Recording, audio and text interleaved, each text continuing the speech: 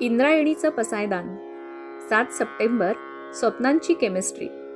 लेखक डॉक्टर संतोष मोतीराम मुळावकर. अभिवाचक रोहिणी अजय पाठक. आपल्या स्वप्नांची केमिस्ट्री मोठी अजब आहे. आपलं मन हे तर स्वप्नांचं साम्राज्य असतं. ह्या साम्राज्याला क्षितिजच नसतं. स्वप्नांसाठी लागणारी सगळी मूलद्रव्य आपल्या मनात असतात. त्यातली काही अभिषिक्त असतात तर काही अनभिषिक्त.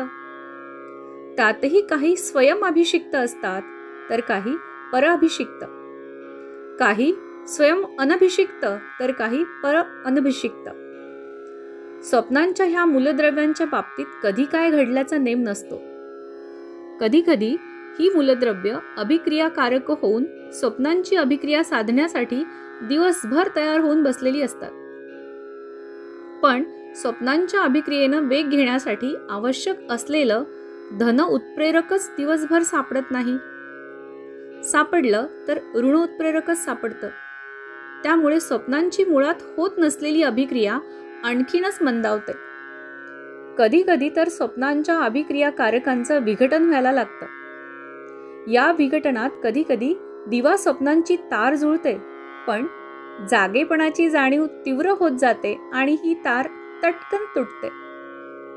बिचारी स्वप्नातूर अभिक्रियाकारक खंतावतात. स्वतःच स्वतःची समजूत घालण्यासाठी मनाच्या खोल डोहात जाऊन दडतात. मनाच्या खोल डोहात दडलेली ही स्वप्नातूर अभिक्रियाकारक रात्रींच्या झोपेत चांगलीच फार्मात येतात आणि झकासपैकी अभिक्रिया साधतात.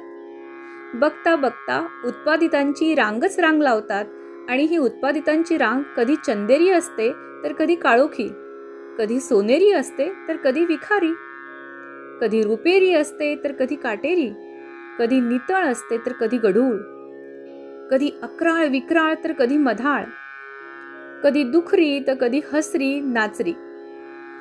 कधी कधी असंही घडतं, मनाच्या खोल डोहात दडलेल्या अभिक्रियाकारकांच्या अगदी मनासारख्या अभिक्रिया दिवसभर इतक्या छानपैकी जुळून येतात की त्यांचं अभिक्रमण, परिवलन आणि परिभ्रमण तेवढा दिलखुलासपणे स्वप्नातही सुरू राहतं. कधी कधी एखादी अभिक्रिया चिंतन मननाच्या पातळीवर अगदी जोरात चाललेली असते, पण तिला हवं ते उत्पादित मिळत नाही. जाणीवेच्या पातळीवर सुरू झालेली ही अभिक्रिया नेणिवेच्या पातळीवर अगदी स्वप्नात सुद्धा अविरत राहते आणि अचानक ही अभिक्रिया स्वयंप्रेरणेनं उत्पादितात परिणत होते.